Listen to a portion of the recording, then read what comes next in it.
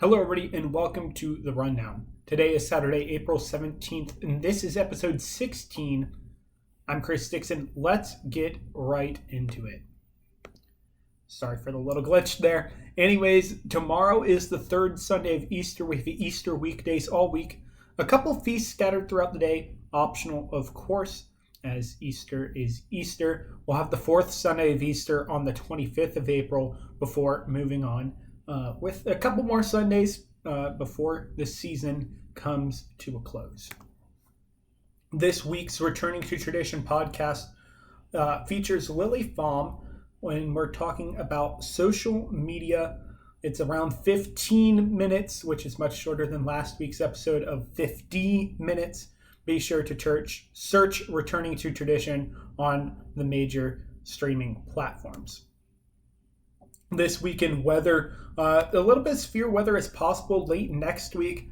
Here's some pictures from the past week here in Norman. You see the shelf cloud over STM, some mammatus clouds also over STM. Generally towards the top of that image is where you can really see the mammatus.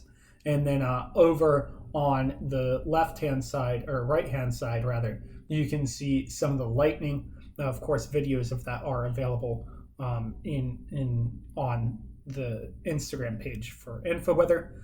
Also, we have our first Category 5 tropical cyclone in the northern hemisphere this year, currently near the Philippines. It's not going to make landfall, thankfully. It's going to turn up north and begin to dissipate out as it loses strength. So that is the second storm of the northern hemisphere this year.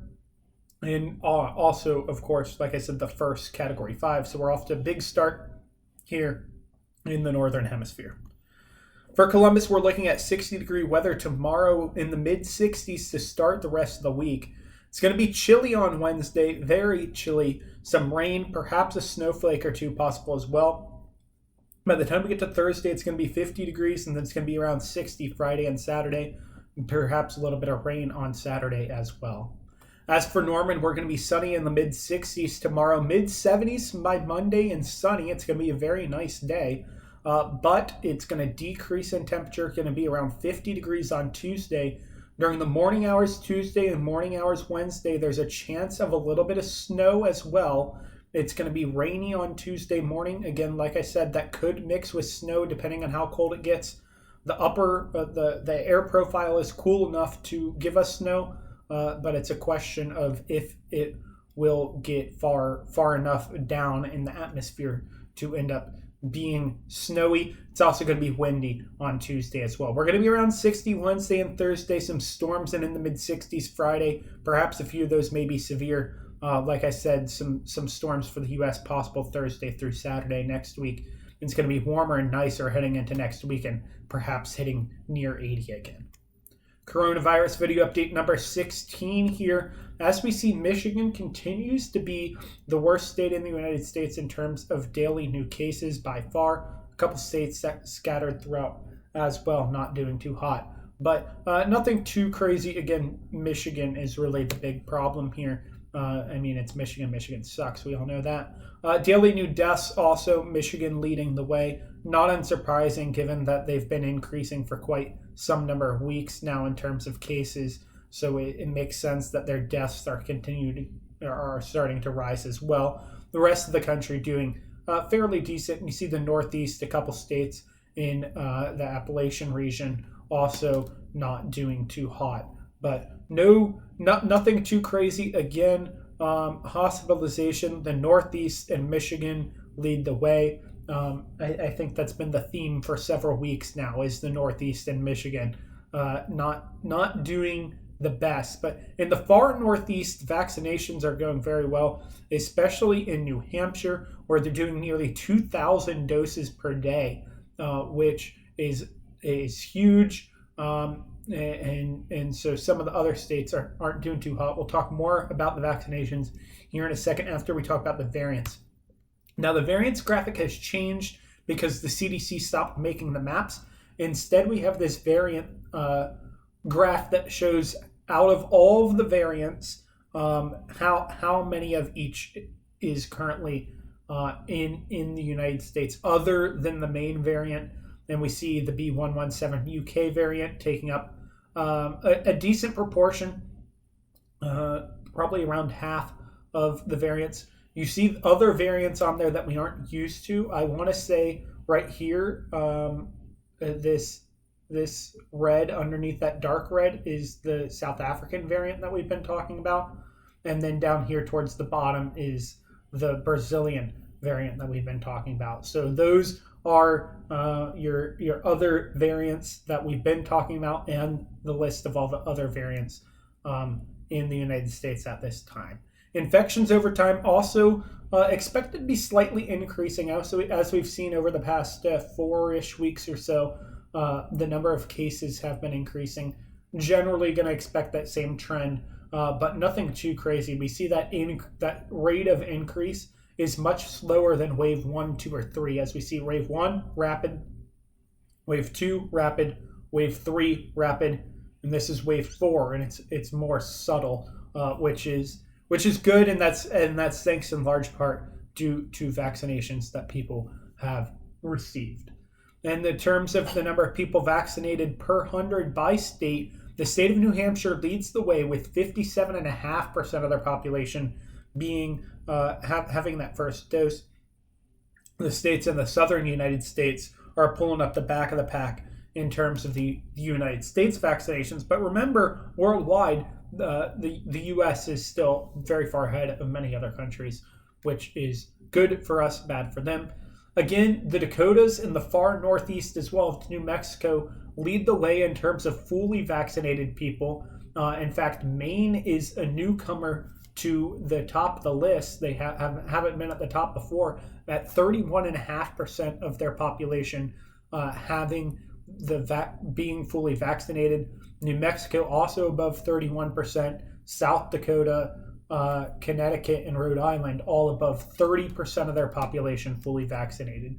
Speaking of those percentages, we're nearing half of the U.S. population over age 18 fully vaccinated. Over 80% of those over age 65 are fully vaccinated, and 65% of those over 65 are fully vaccinated. So all of those numbers, very good news for vaccinations here in the U.S. as we near a third of U.S. adults having received the vaccine. Around 78% or so of the number of vaccines distributed by the federal government have been administered. So that's good news as well. Perhaps the biggest news this week in terms of COVID, it was the Johnson & Johnson vaccine being paused due to blood clot issues. Around 1 in a million people that received the Johnson & Johnson vaccine in the U.S. died due to those blood clot issues. And the studies have showed that around 5 per million people that received the AstraZeneca vaccine got the same blood clot issue, and around 4 per million that received the Pfizer and Moderna vaccine got that blood clot issue as well. So in the grand scheme of things, not really sure how much of a concern this blood clot issue is, but if it's a deterrent from you getting it, then so be it. The Pfizer CEO also said that the third dose is likely after a year, you're going to need a third dose of the vaccine. I don't think anybody's surprised by that statement, but that's more of the first time that we've heard something like that. U.S. cases went up around 30,000 this past week. Michigan joined, that's old news, Michigan joining the top 10. I don't think anything too crazy occurred in terms of U.S. changes, other than it's slightly increasing in every state now, or mostly every state now. So that's of note. Worldwide, we're down around 5 million, and that's really due to France now reporting recoveries. They added about 4 million recoveries. Belgium did the same thing. That's why France is down from number 2 to number 4. Belgium went from number 5 down to number 19 due to these increase in reporting of recoveries. So all those things are very good. Worldwide recoveries nearing 120 million. Worldwide current cases around 18 million. India continues to go up around 700,000 people per week, now, which puts them around 2.5 million by next week.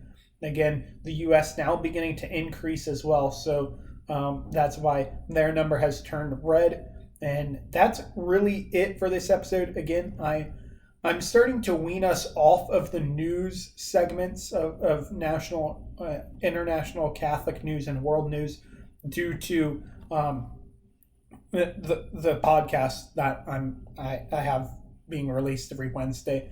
It's just unnecessary and unimportant.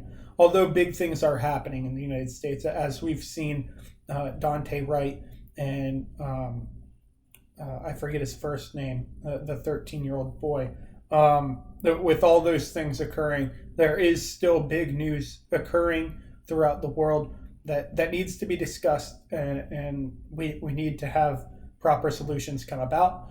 And quite honestly, I don't know what those solutions are, and there's really no point in me beating a dead horse what every other news outlet has already talked about, especially several days removed after the fact. Other than that, we should be, of course, not only praying for those who have died from that, from tragic events like that, but also for all those affected and for the people that killed these presumably innocent people, and I think they are innocent people, without just reason, and not that they meant to.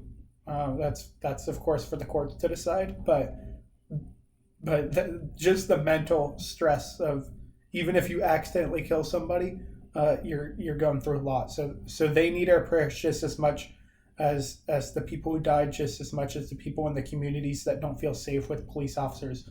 All of those things, things that we need to pray for. So with that being said, this has been The Rundown. I've been Chris Dixon. I'll see you guys next Wednesday for the podcast, and I'll see you next Saturday for the next Rundown.